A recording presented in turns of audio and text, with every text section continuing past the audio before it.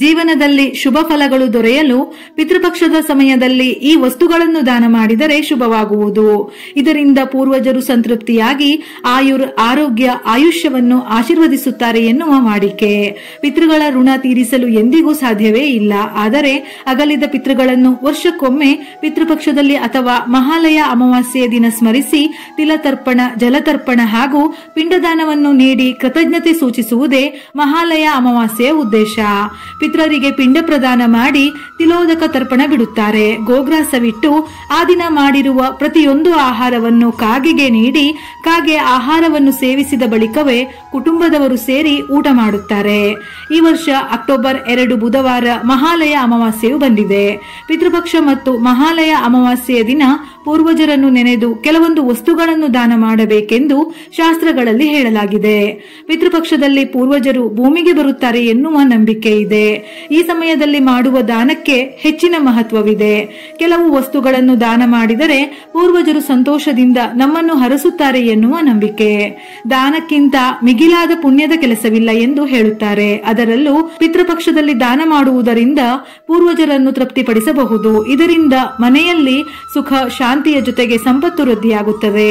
ಕುಟುಂಬದಲ್ಲಿ ಯಾವುದೇ ರೀತಿಯ ಕೊರತೆಯೂ ಇರುವುದಿಲ್ಲ ಎಂದು ಹೇಳುತ್ತಾರೆ. ಹಾಗಾಗಿ ಪಿತೃಪಕ್ಷದಲ್ಲಿ ಮಾಡುವ ದಾನಗಳ ಬಗ್ಗೆ ಹಾಗೂ ಈ ಸಮಯದಲ್ಲಿ ಗರ್ಭಿಣಿಯರು ಎಚ್ಚರಿಕೆ ವಹಿಸಬೇಕಾದ ಮಾಹಿತಿಯ ಬಗ್ಗೆ ಈ ವಿಡಿಯೋದಲ್ಲಿ ತಿಳಿಯೋಣ ಬನ್ನಿ.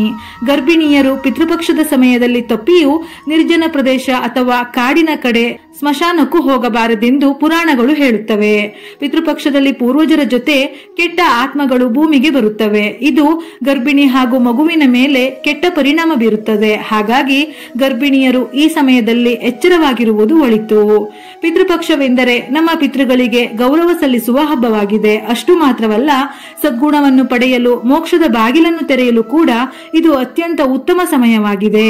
ಪಿತೃಪಕ್ಷದಲ್ಲಿ ಇಂತಹ ಶುಭ ಕಾರ್ಯವನ್ನು ಮಾಡಿದಷ್ಟು ಶುಭ ಫಲಗಳು ನಮ್ಮನ್ನು ಹುಡುಕಿಕೊಂಡು ಬರುತ್ತದೆ. ಅಂದರೆ ಶುಭ ಕಾರ್ಯವೆಂದರೆ ಮದುವೆ, ಗೃಹ ಪ್ರವೇಶ, ಮುಂಜಿ ಇಂತಹ ಕಾರ್ಯ ಮಾಡುವುದಲ್ಲ. ಈ ಸಮಯದಲ್ಲಿ ನಮ್ಮ ಪಿತೃಗಳನ್ನು ನೆನೆದು ಮನಸ್ಫೂರ್ತಿಯಾಗಿ ಸಲ್ಲಿಸುವ ಸೇವೆಯೇ ಶುಭ ಕಾರ್ಯ. ಪಿತೃಪಕ್ಷದಲ್ಲಿ ಇಂತಹ ಶುಭ ಕಾರ್ಯವನ್ನು ಮಾಡುವುದರೊಂದಿಗೆ ದಾನ ಮಾಡುವುದಕ್ಕೂ ಕೂಡ ವಿಶೇಷ ಮಹತ್ವವಿದೆ. ಬಾಳೆಹಣ್ಣು ನಿತ್ಯ ಹರಿದ್ವರ್ಣದ ಹಣ್ಣು, ವಿಷ್ಣುವಿಗೆ ಪ್ರಿಯವಾದ ಹಣ್ಣು. ಭಗವಾನ್ ವಿಷ್ಣುವು ವೈಕುಂಠ ಧಾಮದ ಒಡೆಯ, ಮೋಕ್ಷವನ್ನು ಒದಗಿಸುವವನು. ಪೂರ್ವಜರು ಬಾಳೆಹಣ್ಣಿನ ದಾನವನ್ನು ಸ್ವೀಕರಿಸಿದ ನಂತರ ಸಂತೃಪ್ತಿಗೊಂಡು ತಮ್ಮ ವಂಶಸ್ಥರಿಗೆ ಆಶೀರ್ವಾದ ನೀಡುತ್ತಾರೆ ಎನ್ನುವ ನಂಬಿಕೆ. ಶ್ರಾದ್ದ ಪಕ್ಷದ ಪ್ರಮುಖ ಅಂಶಗಳಲ್ಲಿ ಕಪ್ಪು ಎಳ್ಳು ಕೂಡ ಒಂದು. ಶ್ರಾದ್ದ ಪಕ್ಷದಲ್ಲಿ ದಾನ ಮಾಡುವುದಕ್ಕೆ ವಿಶೇಷ ಮಹತ್ವವನ್ನು ನೀಡಲಾಗಿದೆ. ಪಿತೃಪಕ್ಷದಲ್ಲಿ ಕಪ್ಪು ಎಳ್ಳನ್ನು ದಾನ ಮಾಡುವುದರಿಂದ ಅದು ನೇರವಾಗಿ ನಮ್ಮ ಪೂರ್ವಜರನ್ನು ಸೇರುತ್ತದೆ. ಇದರಿಂದ ಪೂರ್ವಜರು ಸಂತೋಷಗೊಂಡು ನಿಮ್ಮ ಇಡೀ ಕುಟುಂಬವನ್ನು ಪ್ರಗತಿ ಮತ್ತು ಸಮೃದ್ಧಿಯೊಂದಿಗೆ ಆಶೀರ್ವದಿಸುತ್ತಾರೆ. ಇದರಿಂದ ಮನೆಯಲ್ಲಿ ಸದಾಕಾಲ ಸಂತೋಷ ಮತ್ತು ಸಮೃದ್ಧಿಯು ನೆಲೆಯಾಗುತ್ತದೆ. ಧರ್ಮ ಗ್ರಂಥಗಳ ಪ್ರಕಾರ ಪಿತೃಪಕ್ಷದಲ್ಲಿ ಭೂಮಿ ದಾನ ಮಾಡುವುದನ್ನು ಅತಿ ದೊಡ್ಡ ಕೊಡುಗೆ ಎಂದು ಹೇಳುತ್ತಾರೆ. ಉದ್ದೇಶಪೂರ್ವಕವಾಗಿ ಅಥವಾ ತಿಳಿದು ಕೂಡ ಮಾಡಿರುವ ಯಾವುದಾದರೂ ತಪ್ಪಿನಿಂದ ಮುಕ್ತಿಯನ್ನು ಪಡೆದುಕೊಳ್ಳಲು ಆ ವ್ಯಕ್ತಿಯು ಪಿತೃಪಕ್ಷದಲ್ಲಿ ಒಂದಿಷ್ಟು ಭೂಮಿಯನ್ನು ದಾನ ಮಾಡಬೇಕು ಎನ್ನುವ ನಂಬಿಕೆ ಇದೆ. ಭೂಮಿ ದಾನವು ನಿಮಗೆ ಅಕ್ಷಯ ಪುಣ್ಯವನ್ನು ನೀಡುತ್ತದೆ.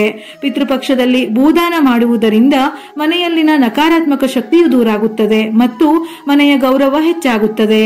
ಕೊಟ್ಟ ದಾನಕ್ಕೆ ಪ್ರತಿಯಾಗಿ ಐಶ್ವರ್ಯ ಮತ್ತು ಸಂತಾನ ಪ್ರಾಪ್ತಿಯಾಗುತ್ತದೆ. ಧರ್ಮಗ್ರಂಥಗಳಲ್ಲಿ ಉಲ್ಲೇಖಿಸಿರುವಂತೆ ಚಂದ್ರನ ಮೇಲಿನ ಭಾಗದಲ್ಲಿ ಪಿತೃಗಳು ಸ್ಥಾನವನ್ನು ಪಡೆದುಕೊಂಡಿರುತ್ತಾರೆಂದು ಹೇಳುತ್ತಾರೆ. ಪೂರ್ವಜರು ಚಂದ್ರನ ಹೊಳಪುಳ್ಳ ಬೆಳ್ಳಿ ಪಾತ್ರೆಗಳನ್ನು ಇಷ್ಟಪಡುತ್ತಾರೆ ಎನ್ನುವ ನಂಬಿಕೆಯೂ ಇದೆ. ಹಾಗಾಗಿ ಪಿತೃಪಕ್ಷದಲ್ಲಿ ಬೆಳ್ಳಿಯಿಂದ ತಯಾರಿಸಿದ ವಸ್ತುಗಳನ್ನು ದಾನ ಮಾಡಬೇಕು. ಈ ಕ್ರಮವನ್ನು ಅನುಸರಿಸುವುದರಿಂದ ಪಿತೃಪಕ್ಷದಲ್ಲಿ ಶುಭ ಫಲಿತಾಂಶವನ್ನೇ ಪಡೆದುಕೊಳ್ಳಬಹುದು.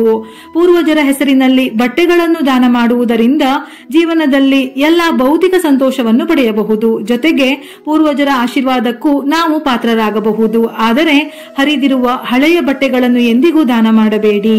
ಶ್ರಾದ್ದ ಪಕ್ಷದಲ್ಲಿ ಪೂರ್ವಜರಿಗೆ ಬೆಲ್ಲ ಮತ್ತು ಉಪ್ಪನ್ನು ದಾನ ಮಾಡುವುದು ಅತ್ಯುತ್ತಮವೆಂದು ಹೇಳುತ್ತಾರೆ. ಮನೆಯಲ್ಲಿ ಆಗಾಗ ವಿವಾದಗಳಾಗುತ್ತಿದ್ದರೆ, ಆರ್ಥಿಕ ಸಮಸ್ಯೆಗಳು ಎದುರಾಗುತ್ತಿದ್ದರೆ ಅಥವಾ ಮನೆಯಲ್ಲಿನ ಜನರು ಶುಭವನ್ನು ಪಡೆಯಲು ಬೆಲ್ಲ ಮತ್ತು ಉಪ್ಪನ್ನು ದಾನ ಮಾಡಬೇಕು. ಇದರಿಂದ ಮನೆಯಲ್ಲಿ ಶುಭ ಪ್ರಾಪ್ತವಾಗುವುದು. ಪಿತೃಪಕ್ಷದಲ್ಲಿ ಪೂರ್ವಜರ ಶಾಂತಿಗಾಗಿ ಪಾದರಕ್ಷೆ ದಾನ ಮಾಡಬೇಕು. ಇದರಿಂದ ಪಿತೃಗಳ ಆತ್ಮಗಳು ತೃಪ್ತಿ ಪಡೆಯುತ್ತದೆ. ಭೂಮಿಯಲ್ಲಿನ ತನ್ನ ಕುಟುಂಬಕ್ಕೆ ಆಶೀರ್ವಾದ ಮಾಡುತ್ತಾರೆನ್ನುವ ನಂಬಿಕೆ ಇದೆ. ಅಷ್ಟು ಮಾತ್ರವಲ್ಲ, ಕುಟುಂಬದಲ್ಲಿನ ಆರ್ಥಿಕ ಸಮಸ್ಯೆಗಳು ದೂರಾಗುವುದು.